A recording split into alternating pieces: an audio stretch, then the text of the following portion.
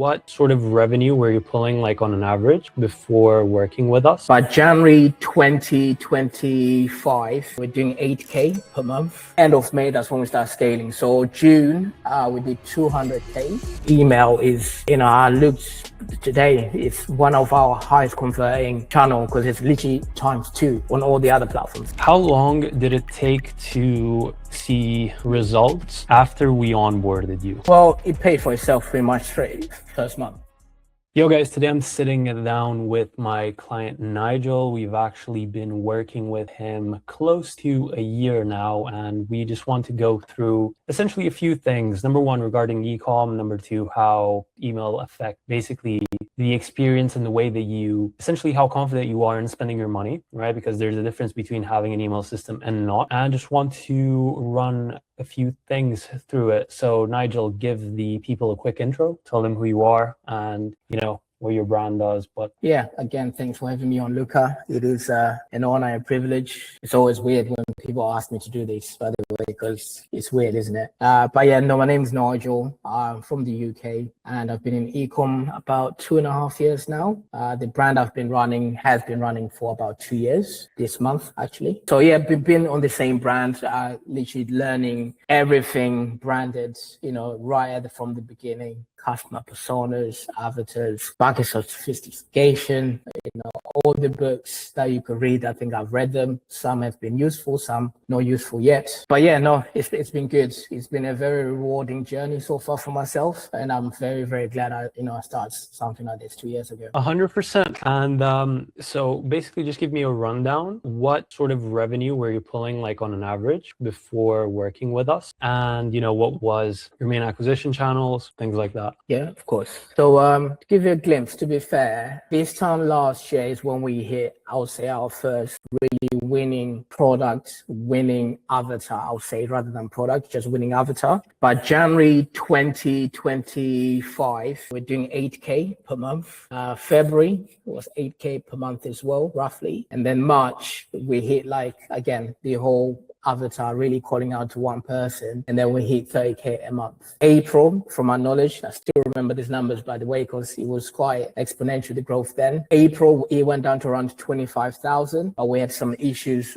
with certain things that we had said in the ads, and we just needed to make sure we're compliant. That took us like a month and a half to recover, but I think May, again, it was around 15K, but then end of May, that's when we started scaling. So June, we did 200K from the 20K. The month before, and then our highest month was actually that July. I think we ended up about 250K per month, and then another 240 something August, and then we just scaled down to just protect profits. We broke a lot of things, as you can appreciate, because we did scale from, again, low 5 figures to respectable, solid 6 figures, lower end. But yeah, we broke a lot of things. But yeah, but before that, in terms of revenue from emails, honestly, we were doing barely like 5%, 7%. We didn't actually have flows until February, I'll say, maybe March. And yeah, this guy is awful. Actually, it was not that great, to be fair. So luckily what happened is in April, I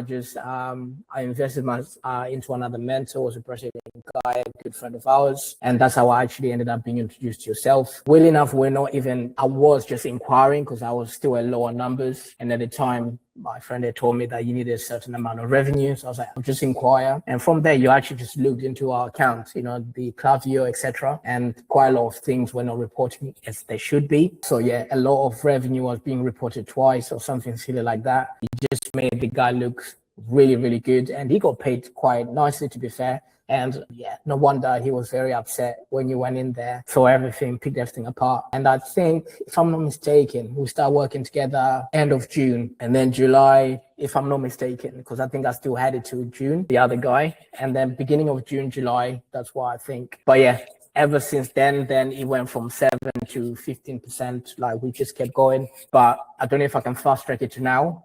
We averaging 20 something percent, which is very strong as well, because we're at a high revenue. So even better. 100%. And yeah, I still remember like some of the first campaigns that we did were for 4th of July, right? Yes. So you nailed the timeline when it comes to that. I do remember like as soon as, did you tell the guy that you were going to work with some other agency? Because I think on that day he switched attribution to like 30 days or something. Yes. Like, I don't forget what I said, but I remember you literally, you messaged me. You actually WhatsApped me saying like, oh, just check because I think something is happening in your account. But I think all I did say was I just wanted to have someone to audit the accounts. I was trying to be actually professional about it. But anyway, that was an easy decision anyway, to switch over. so one thing, obviously you invested in that mentorship, but you're one of those guys who like, if there's like 10 mentorships available, you'd buy like all of 10 because you can get like a piece out of every one, Yes. right? Yes. So there's always like some sort of unlock in whatever you're looking for.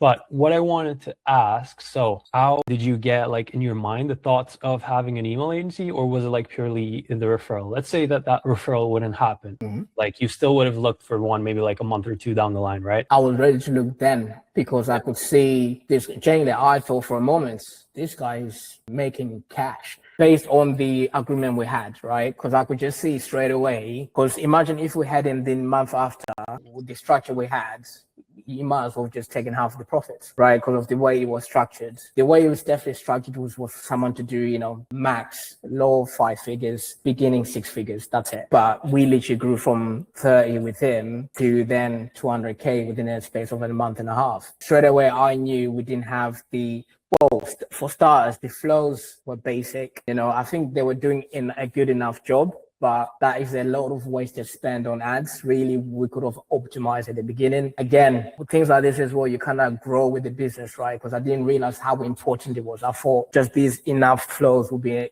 good enough. Didn't really think about campaigns as an example. But the more you grow with the brand, you realize how you need to be coherent with every channel, right? Whether it's Facebook, Google, email. The story has to remain consistent. And email is, I looked today, it's one of our highest converting channel because it's literally ×2 on all the other platforms. It's like 7 to 8% CVR, which is crazy, right? So did you check with the new Shopify feature, which is the landing page check by conversion, like by traffic source? yes, it just showed up on my thing. I was like, oh, this is interesting. Yeah, so I literally checked it for all of this year, to be fair. Yeah, so it's good. It's really good. That's one place that's always been green and going up. 100%. And one thing, so how long did it take to see results after we onboarded you, right? Because there's two things. You got like the short-term results, and then you got like the long-term where you see that this is actually like something I want to keep in the business and it makes a difference. Well, it paid for itself pretty much straight first month. Right. The whole thing about having a coherent structure or coherent funnel on all channels, we were looking a certain way on the website, on Facebook, but then in the emails, we don't even have that brain feeling as well. So for starters, you guys just literally professionalized our emails, just the way they look, they feel, and everything else. So even say if we didn't get any monetary value from it, we got brand identity from it, right? So that's why I say straight away it paid for itself. However, we did get a good kickback from it straight away, right? Because there was, again, the coherence. Oh, the website's premium, the emails are premium. Okay. That trust factor was already there straight away. That was short term. And then we did stick to a certain amount of number percentage-wise for a while. Again, why you then realize just because one thing is at whatever, you kind of have to look at the whole structure. So again, it taught me a lot about copy. Myself, I always say this to you, like your emails to this day are like one of my favorites. The way you write your copy and everything else, because it inspires me to then do other things as well. And then it then again makes the funnel coherent. That's my favorite word at the moment, if you've realized. But yes, it's a long answer for you. But I'll say short term, it was good. Long term is even better because not only are we consistent at the, between 18, 20, some very high numbers on conversions, on campaigns, not just on flows. I'm very happy with it. But also it's now really incorporating the storytelling to really tell, our brand voice is just basically echoed everywhere, and emails 100%. Awesome. That's good to hear. So this is the classic typical story of ecom business owner being a bit frustrated with current agency, hopping on with us, and then just being like, yeah, this is good. I'm happy to hear that. Now, one thing also that I wanted to dig into, which obviously it's not just like a conveyor belt process, right? Because it's not like, hey Nigel, like here's the emails for this week, take a look. You know that we like to plan a month ahead with you. You know exactly like what's going to happen. And you know, for example, even now, I think you already have 2 weeks-ish of July ready. We're just waiting for some pictures from your team. And then the other thing, we're also waiting on confirmation for like a specific release that you like to push mid-month. Yes. But for that, like in terms of the design, you already know what's going out in 2 weeks. I wanted to touch on the part, like how is, you know, so far communication like with us, and you know, if there's anything that you want to specifically highlight. Yeah, absolutely.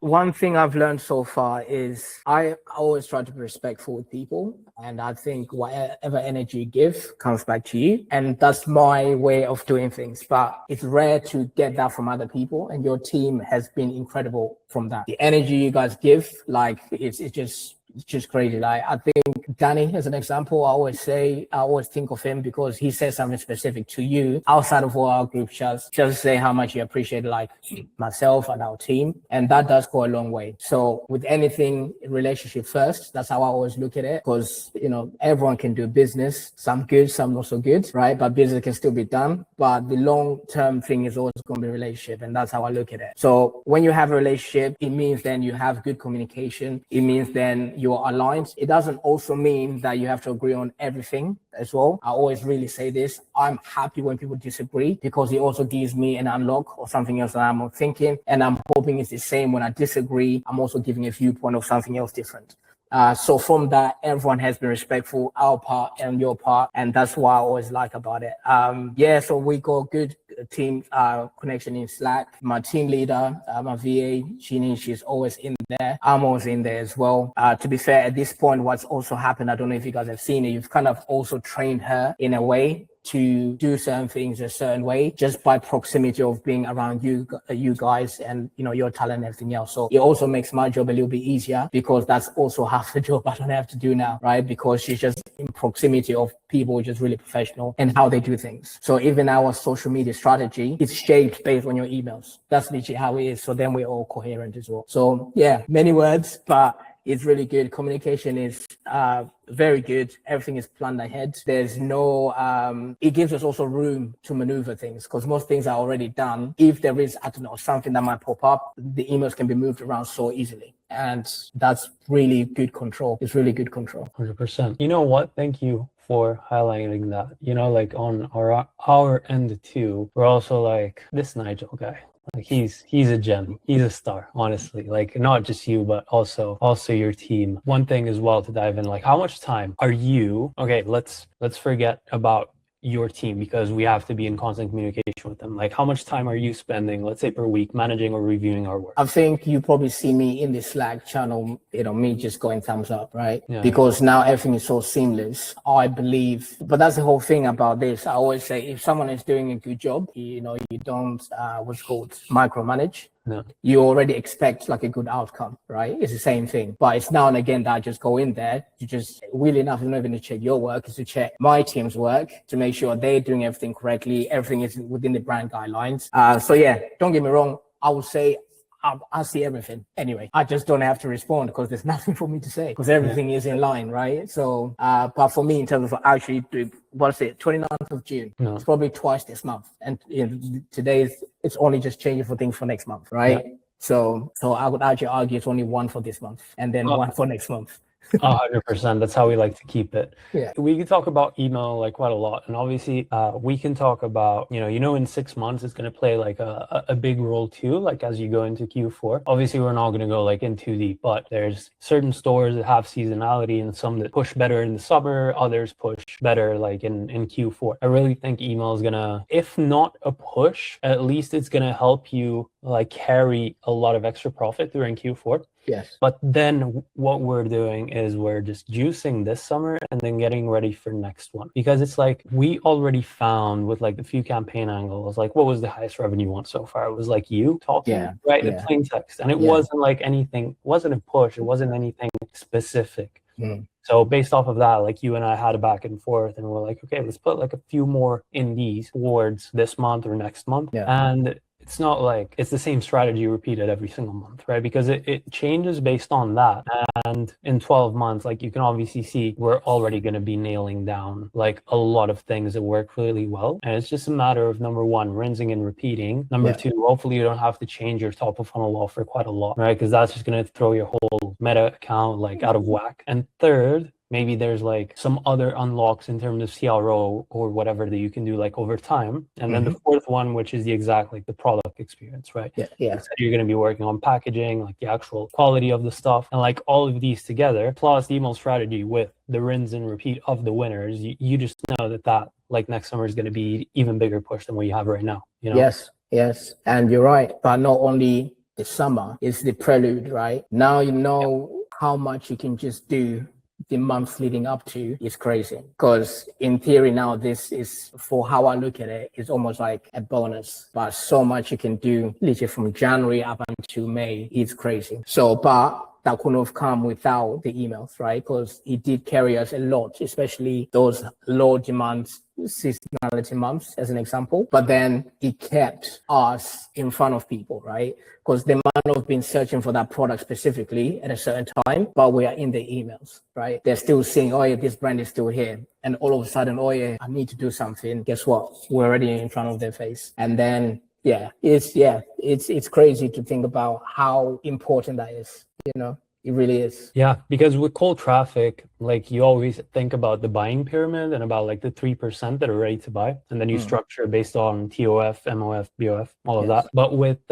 cold traffic, it's almost like you send like a wide net and then you just wait like for people to come through with that. Meanwhile, with emails, like sometimes it's not necessarily about having the correct 100% absolutely tunnel vision strategy, but it's about sending the right campaign like at the right time, and then the right person is just going to open that one, right? If your deliverability isn't tanked, which obviously you've noticed as well, like that has been growing like over time. Yeah, you're just getting more eyeballs on that campaign, which has a message that resonates because it resonated in the first place, like in the ads for them to sign up. And then it's just like, boom, product that you've been searching for the past 6 months. Guess what? It's still here.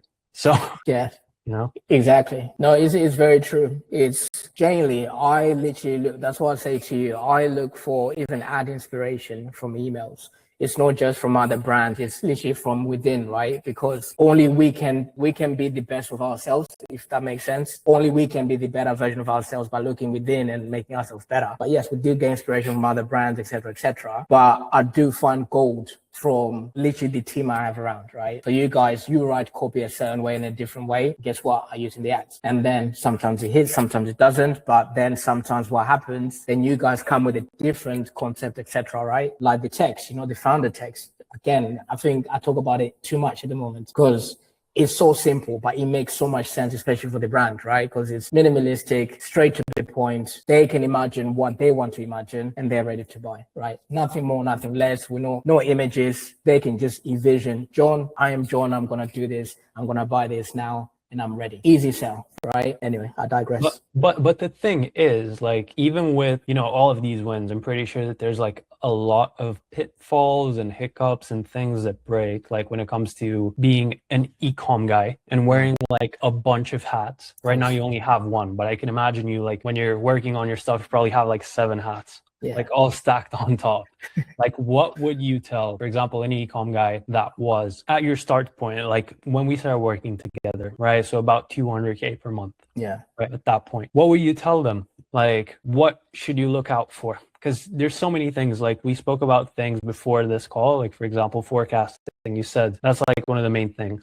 Ads, like, for example, if you just scroll 5 minutes on Twitter, everyone's like CBO, ABO. What do they do? Things like this. What can you spill? Yeah, of course. For me, ads is easy when it comes to ads. I think a good creative is a good creative, as simple as that, right? And it comes down to 2 things. You can either be lucky. I have been, actually. There's a creative that still works in our ad accounts, which I literally did in 2 minutes just to feed the ad account. To this day, it takes most of the spend, to this day, right? But then you can also have feedback loops, which is the second option, which is like you're doing things with conviction now, right? So I think we briefly spoke about this yesterday. You went through my ad account and you were saying, oh, I like this style of ads, etc. Because now there's a bit more intention to it and we can almost predict predict how people are going to respond to those ads based on a lot of feedback loop since 8 months now. Just that whole thing going back and forth, back and forth. Media buying is something separate. That's all I always say, right? Because media buying is knowing when to push, knowing when to pull back. But fundamentally, it always comes back to how you do creatives, how you do your research, customer research, product research, your market research, your sophistication of the market, all those things.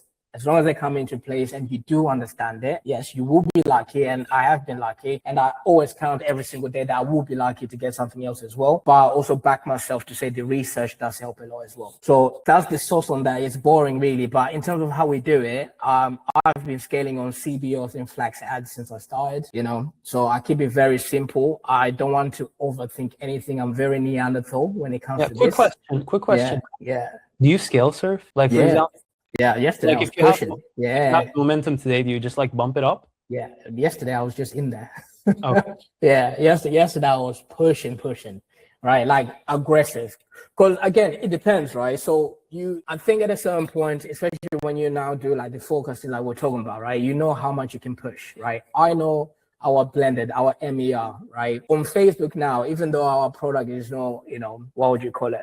It's not consumable and it's not on a subscription basis. I can almost play at that type of level, just knowing, because we know email marketing at a certain point will get this amount of much. Even at a low scale, I can work out the number for our MER for the blended. On Google, exactly the same. But what I can do is literally just look at my dashboard every day and then see whatever CPA is, and I know I can push. I can literally double budgets every 2 hours. And I know even by the end of the day, even if it's 10% profit as an example, it's still volume of profit. So we're still better off, right? As an example, than saying 30% and then you go less revenue. To me, yes, it is important. I think at the beginning when you're worrying more about having cash flow, but at a certain point, it's more about customer acquisition. I'm confident once we have them in our pipeline as well, we can convert them afterwards on email. And also I'm confident that, the more we are seen everywhere, the more, people will come into the funnel for the emails as well, right? So also knowing that, I think it's very important. But I do self-scale a lot. It's something I actually started this year. I never used to. Before, I just used to scale 20% every single day, without a doubt. So that's how we went from 30K to 200K in like 3 weeks. Wait, just one thing, because I think people are not understanding something. We never mentioned like currencies, right? Because right now, like if you push it into US, you're doing like almost or crossed $500,000 US. Yeah, across it now. Yeah, per month. Yeah. So that's something completely different. Like people are like, oh, 200, 300. Yeah, it's pounds. It's like the strongest currency right now. Yeah. No, do you know what? It's quite surreal, by the way, when I talk like this, because I think that's my life now, but it's a lot of money, right? At the end of the day. And I'm very grateful to be able to be in a position to take that money, reinvest it, spend it, and then have good outcomes at the end of the day. I'm happy to say that my team never have to stress. They know that they ain't getting paid every single Monday. I don't have to stress myself. My family don't have to stress. Again, don't get me wrong, they don't need my help. But the fact that they know I'm okay, I don't have to worry about money, etc. I can be in nice places. That does help, right? And it's not my motivation. I think it's just part of who I am. And then my motivation is just to be able to do, my philosophy is to break things so I can learn. I think you know this, but now it's less. It's more like just be aggressive in learning. You don't have to break things, but you can definitely, I'm more of a shoot now and aim later type of person. Yeah. So if someone tells me, they're scaling with ABOs, I'll try it. They're scaling with BCAPs. Guess what? I've tried it. I've blew some budget before, 2-3 days. So much went, but I didn't know how to actually do it and manage it. And guess what I did? Boy, mentorship. All of a sudden now I know how to do it. So of course, I saw this reel on Instagram, which is so funny, which is like, oh, my pipes broke. Like I'm gonna call a plumber. Oh, I got like heart pain. I'm gonna call a doctor. Yeah. And then someone's like, I don't know how to grow a personal brand. Well, maybe I could just do it myself if I script my ads with ChatGPT. It's like just go to the source. Like just go to someone who's done it before. Yes. And then you just copy that. Not necessarily copy, but it is copying. Like it's emulating, it's doing. But it is. We can always package things into nice ways about it. I think I told you yesterday about, good artists, copy, great artists steal. Yeah. And that's the whole basis of life, really. We're just iterations of things, right? Even like this t-shirt, like the t-shirt you're wearing, like this has got different random lines or whatever. It's a t-shirt, but it's an iteration of whatever was done in the past. Ads is exactly the same. Spending money is exactly the same. There's always a bar to be done. There's always someone higher than you, etc., etc. So yeah, you might as well just do what you think you need to do, you know? Yeah.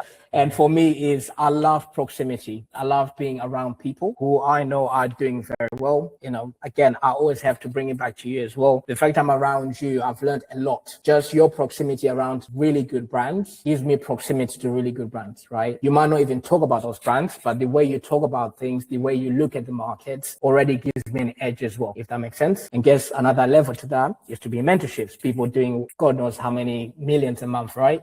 But now I'm now around that proximity. How do they think? How do they speak? How do they whatever? And most of the time, don't get me wrong, you see many people, they're not that any special. They're just really obsessed about things. That's all, you know? Yeah, 100%. But then sometimes you get like an outlier that feels like they're like 63 IQ, but they're doing like 3M a month. And then you get like discouraged for like a minute. Yes. They're like, oh, but then you get the motivation if this guy did it. That's true. Exactly. You can't be a hater. You can't be a Yeah. hater, you know, No, just be true. inspired. And that's a trap. Once you think you know everything and you think you're too smart for everyone, usually that's a downfall. Because like you said, there's a guy, actually I've just met him recently. I thought that as well. I was like, is he all right? You know, because it didn't seem like all there. And then, you know, he's definitely doing very big numbers, you know. But again, for him, it's not that. He just says, oh, I don't know how this works. Can I ask you a question? How does this work? And then he puts that information into practice and guess what? He's doing well, you know. So yeah, you're always learning. It's definitely a philosophy of mine as well, to be fair. But I don't know if I actually spilled any sauce, to be fair. I think we ended up going on a tangent there. No, like I'm not asking you to reveal the buttons that you push inside of your ad account, so you're good there. Like if it's actionable, then it's good. Because I guess if you're in ecom and then you just hear the thing, which is aggressive learning, right? But also not be afraid to break things in the process. Just try everything and see what works for yourself. That's already a piece of advice for someone who's maybe like stuck in analysis paralysis, right? Someone who's probably plateauing with a store and doesn't know what to do next, right?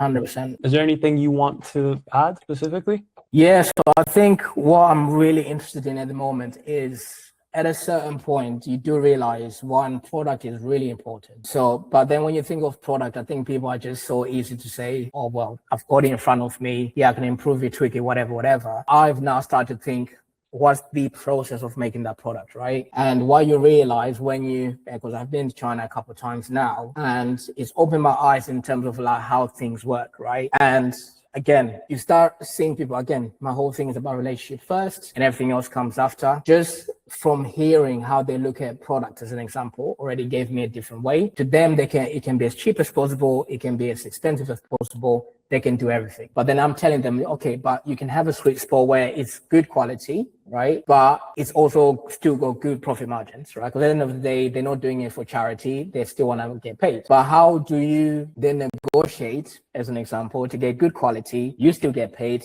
They still get paid, right? And that's building a really good relationship. I learned this from a guy called Roman Khan, right? He said at one point, he actually spoke to some of his suppliers and said, look, you guys can look into our books. I am happy for you to literally look into our cash flow. My business is your business. And how you look at this is, if you want me to grow big, you tell me how big you want to grow, which you're comfortable with. What he was trying to do basically is just basically for them to front a lot of products without him paying any cash. And I think I've already told you this. That's literally the setup we now have, which is amazing for cash flow, which is why I can be able to break things, experiment more, and have a break even like a supplement brand, right? Because we now have that very long line of credit from them because they just believe in us, right? And what I'm trying to get back to is the forecasting part, right? They've been doing this for years. So why try to figure out everything yourself when you can learn again from people who've been doing it for years?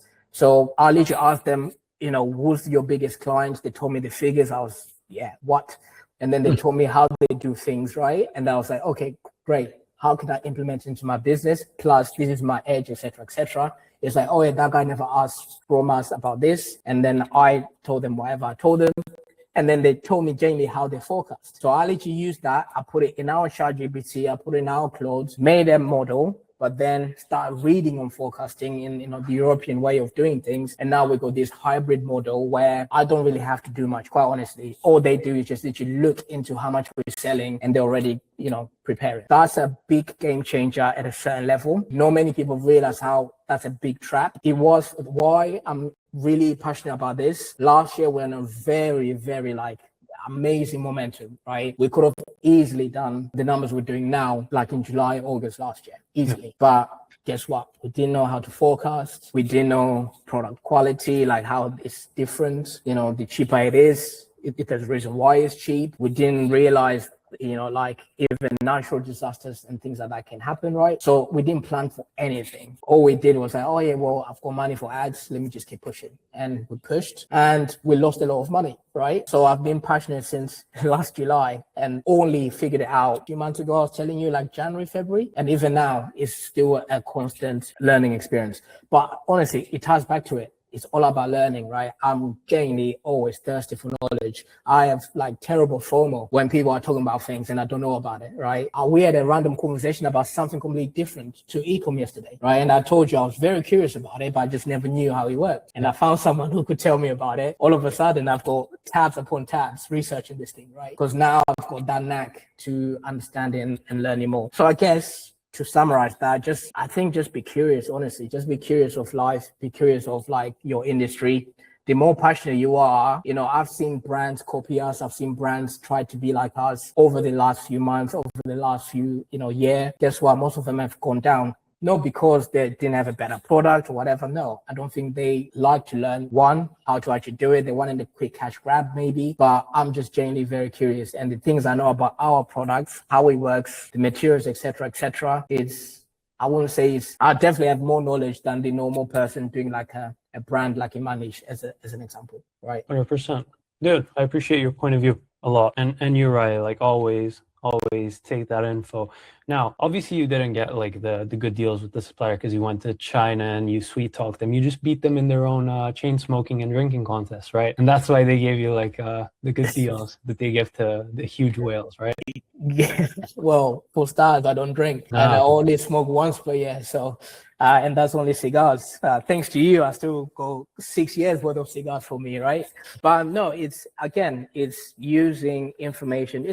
I was in sales for 10 years, right? Yeah. And one of the things that you learn in sales, other than prospecting, knowing your customer avatar, all of those things that we do in Ecom, is once you have information in front of you, you have to use that information to benefit you, right? So even now, right, you're collating information, but once you collate it, you don't just take information, a hard drive, right? That's what my old manager used to say, just doing it for the sake of. You have to use that information, right? So, by the way, John, so this is why you wanted this. Just to summarize, this is the price today, guarantee offer, whatever. Same with Ecom, same with everything. Honestly, same with everything. Whether you're speaking to your siblings, your girlfriend, your boyfriend, it's the same thing. You're always selling, right? But you're taking information they're giving you, you're relaying it back in your understanding. They feel heard, they feel understood. And guess what? They're willing to open up themselves to you if you also open yourself up to them. And how do you do that? By just giving them understanding. You don't even need to open up. You just have to say, I understand your viewpoint. No problem. This is how I want to proceed. And that's literally how it was and still is to this day. 100%. Dude, I appreciate you hopping on so much. Yeah, obviously, you're a busy man and you also got some exploring to do in Vienna because apparently you love it. I love it too. I went twice, man. There's I'm gonna send you a few more spots too. Yeah, please do. And so just little quick breakdown from my end. Nigel was doing about 220 to 30K GBP before we started working together. Email was sitting, I think it was 14%, but with false attribution. When I took that off, it was 7 or something like that. Yeah. Right now it's hovering at about 19 to 20. And in terms of GBP, you're doing 360, 370, something like that. Probably more than that now. But I don't know. Yeah. I don't know. I didn't check that today. It's definitely more than that. I know that. Okay. But we haven't checked because, we still go through. I always say the work is not done. So yeah, and you got July, you got August, you got September, and then just switch a bit of budget to the hot places on Earth, and let's see what you can squeeze out of that, right, guys? So if you want us to do this for your ecom brand too, just book your call through the first link in the description.